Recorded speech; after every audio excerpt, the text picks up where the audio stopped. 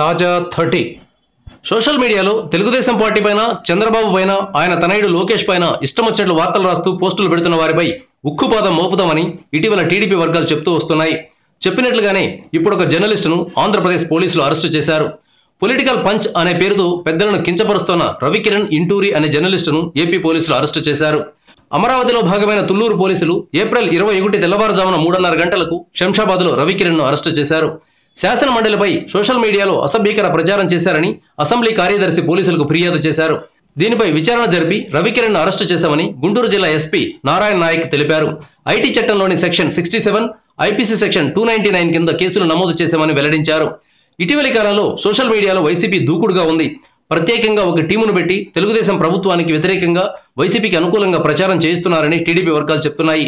నిజానికి సోషల్ మీడియాను గత ఎన్నికల్లో టీడీపీ బ్రహ్మాండంగా ఉపయోగించుకుంది. ఫేస్బుక్లో టీడీపీ పేజీకి 27 లక్షల లైకులున్నాయి. అదే వైసీపీకి 7 లక్షల లైకులు మాత్రమే ఉన్నాయి.